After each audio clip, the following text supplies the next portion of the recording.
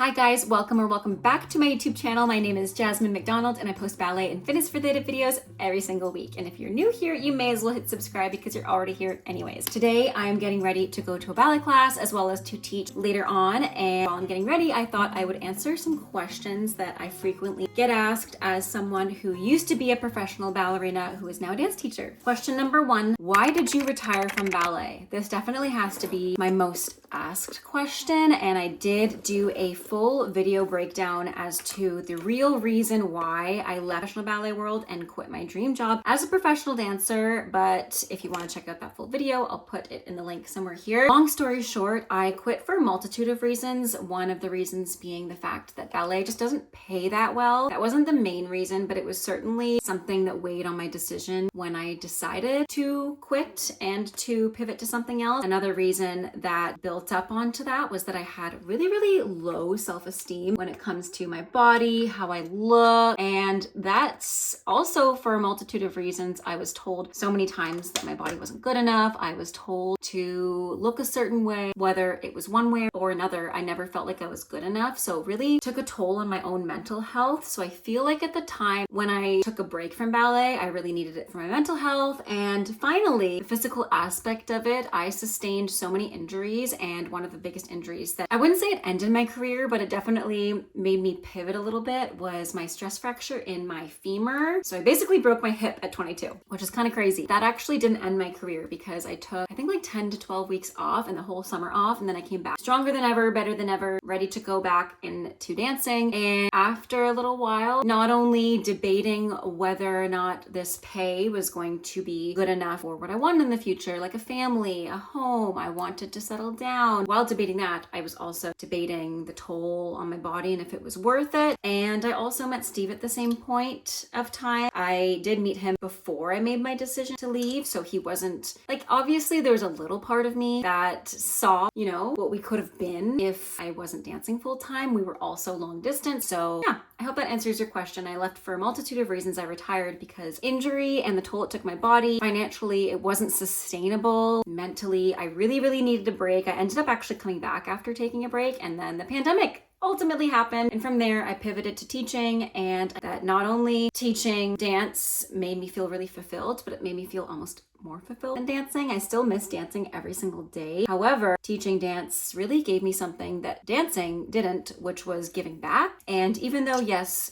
when you're performing, you are giving back to the audience and you're inspiring people who come to your shows, it's different than being in the room. And my favorite part about being a ballerina was definitely doing the classes and the rehearsals, not necessarily the performance. Performance was always so much fun, but I really loved the process of it. So going back into ballet, being a bigger part of that process on the other side, was really nice and inspiring. And that's the whole reason why I retired, essentially. I'm just gonna go wet this. How old were you when you retired? I was 23 going on 24, I believe, or 24 going on 25. Either way, early 20s. My career, yes, was short, but it didn't feel like it, honestly, because I did go to ballet school when I was a teenager, and I dedicated most of my life to ballet at that point, or at least more than half of it. So even though it was a short career, I feel like I had a great experience, and I definitely feel fulfilled in my dancing career. How old were you when you started ballet? I started dance when I was a little girl. I think my parents signed me up when I was like 3, 4, 5 years old at my local dance studio, and I don't remember what the class was at the time, but I suspect it was like a combo class. I feel like I remember it being like tap one week and jazz the next week and kind of flip-flopping, or ballet and tap, something like that. And I did that for a while, and I've done ballet all of my life, and I started ballet when I was a kid, but I took it really seriously when I went to ballet school, and when my teacher told me that I had the potential to be a professional ballerina and the potential to go to this school. That being said, when I was told to audition for that school by my ballet teacher at my local dance studio, I did audition and I did not get in the first time. So I ended up doing the competitive team at that dance studio instead. Fell in love with dance even more, but I still wanted to audition for the ballet school, so I ended up auditioning again, not getting in the first time or the second time. And then finally, 5 days later, the ballet school ended up calling my parents, inviting me to the summer program. How old were you when you became a professional? I'm also just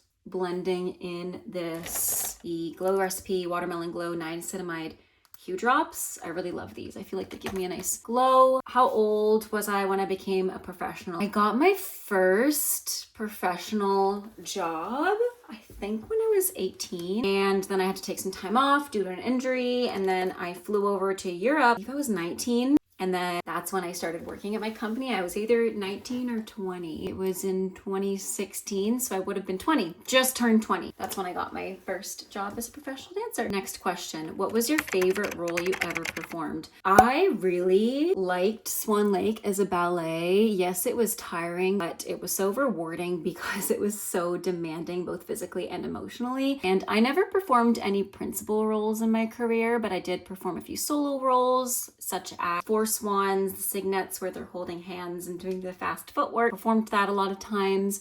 I also performed Red Riding Hood in Sleeping Beauty. I also performed the small Bayadere role in La Bayadere, which was technically a solo role, and a few others that I can't think of at the moment. But in terms of my favorite role I've ever performed, I'd have to say, you'd think I'd say Swan Lake, because the small swans are iconic, but I honestly didn't really like performing them. I liked the fact that I was performing them. I was proud of myself, so I would never say no, but I didn't like the role. It was really, really challenging, and it wasn't really to my strengths. I'm not a very fast dancer, so it was always a huge challenge, and I don't like dancing fast personally.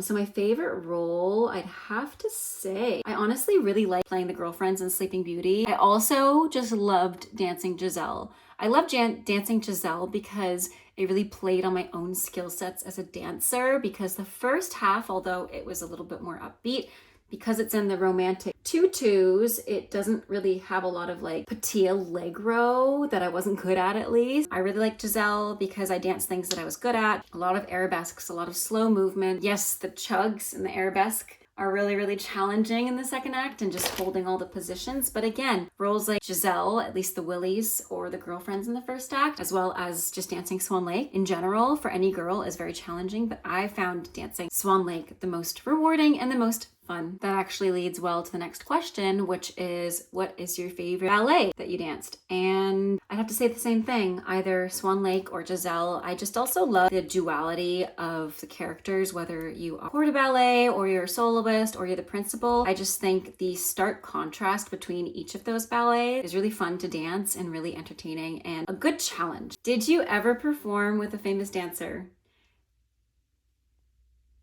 I honestly feel like there's a lot of dancers that I was in ballet school with that are like famous now. There are a lot of dancers that I think are famous, but in terms of like fame where, you know, most people know them even if you're not in the professional ballet world, I didn't really dance one-on-one with many, but I did take class with Vladimir Malakhov, and honestly, that was one of the highlights of my career. And I mean, he taught the class, which I think is so cool. It was when I went to a ballet summer intensive in California at the Southland Ballet Academy, which is one of my favorite ballet summer intensives I ever went to. We did a lot of different styles and we had a lot of different teachers that were so well known, and the studios were beautiful. It wasn't like a huge ballet, I mean, it was a huge ballet school, but not something like National Ballet School or like a state ballet school, but it was a really, really nice ballet school. And we had a huge performance at the end of the summer. And I think Misty Copeland performed at the end of the summer. We also performed in that. So I feel like by association, I can say I performed with her. Even though I wasn't performing with her, she did solos after. We did our little dances. And who else? There were a few other professional dancers I would say are famous, but she's definitely the biggest name. I can at least say I was in the same vicinity as her. Did you ever dance in competitions? So I never did any ballet competition, but I did do a lot of competition dance before I went to ballet school. Like I said earlier, that's what I chose to do when I didn't get into the ballet school, and I really enjoyed it. It gave me a lot of performance experience. It grew friendships that were like no other. And I was just thinking about this the other day because I was talking with someone about birthday parties and how, you know, it's always just kind to invite everybody in the class. Well, I used to do that, but I also used to have 2 separate birthday parties for my school friends and my ballet friends, just because sometimes they'd get so big. And I'm so grateful for that, because being in the competitive dance studio really gave me that feeling of family and really, really close friendships. So even though I didn't do ballet competitions, I did do dance competitions, which is a whole different world than ballet competitions. Ballet competitions are just so different because you usually have to do some kind of master class class or audition process to even be allowed to compete a lot of the time. But when it comes to dance competitions, you just have to pay and be on a team. Obviously, that team at the studio usually has auditions as well to be on the team itself, but it's just very different. And at ballet competitions, usually you only do ballet, maybe contemporary, but at dance competitions, you're not really doing, you don't see a lot of like variations that people do in the ballet category. It's all choreographed routines by dance teachers, choreographers, sometimes even students, whereas ballet competitions only use classical variations usually. So it's just very different. Obviously, dance competitions can also use classical variations. I've done that myself. As a dance teacher, I had students go on stage using ballet solos that are classical variations versus things that I've choreographed. I've also choreographed things. So it's just very different. I can do a whole separate video on the differences between ballet competitions and doing competition dance because I think that's interesting, and I think that's something a lot of parents as well as young dancers would like to see. So let me know if you want a separate video on that. We're almost done this makeup look. I said I wasn't going to do too much, but here we are.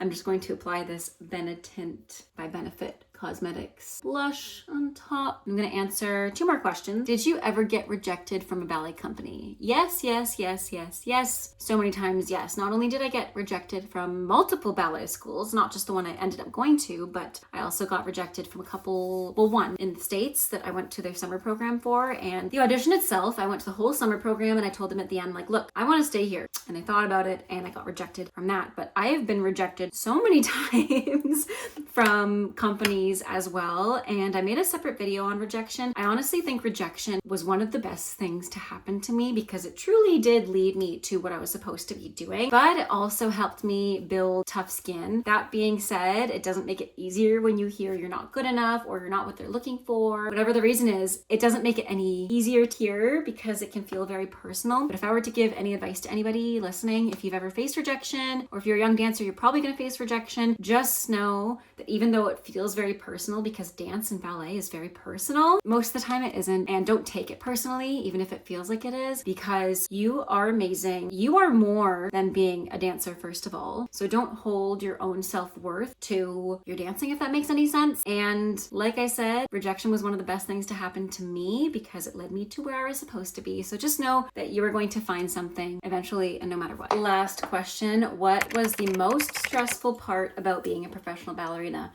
Or lighthearted dancer, swing point shoes and having your point shoes ready. But probably the most stressful part for me, I want to say, it's a different stress than teaching, because teaching I actually find is more stressful than being a professional ballet dancer. And I think it also has to do with age, because the things I used to get stressed out about as a professional ballet dancer were things that I don't think I'd be stressed out about now if I was still dancing, because a lot of the stresses that I used to have were getting good roles or making sure I had jobs lined up that I thought were good enough, if that makes any sense. I used to hold such a standard to myself and be really, really picky, pigeonhole myself kind of in terms of jobs I thought were good, which is so silly because literally any kind of dancing job is amazing. And I used to almost just be so close-minded with what I would do. And now I'm like, oh, I'll take any opportunity, I feel like serves me, not so much that serves other people or that looks good to other people, if that makes any sense. Like, I used to really care about what other people thought. I think that's what used to stress me out, because not only would it stress me out in like jobs I would take and companies I would audition for or things I thought were good, but it also used to stress me out in a sense that I cared so much about what other people thought about me in the room, when in the end of the day, everybody else is doing the same thing. Everybody else is stressed about how they're being perceived. So I think the most stressful part about being a dancer was the thought of failure in the room, not necessarily in the performances. I didn't really get stressed with performances so much. Yes, new performances, obviously, but once I'd get in the groove and, I had so many shows in a row that I got used to the choreography or used to the stage, used to my partner, what have you, I felt more comfortable. But I used to get more stressed thinking, I fell out of that turn. What is so-and-so thinking of me? I'm not going to get casted in this role. I used to just always be so anxious about the potential of what was going to happen rather than being in the moment. So I think for me, the most stressful part was trying to not let the anxieties cloud my joy for the art form and being in the moment. That being said, I'm going to close out this video here and go get ready to do this ballet class. Like I said, I have to go too. So let me know if you have any other questions in the comments down below. As always, it's so much fun to hang out with you guys. I hope you have a great rest of your day. I hope you have a great rest of your day. Stay safe, happy dancing, and until next time, bye now.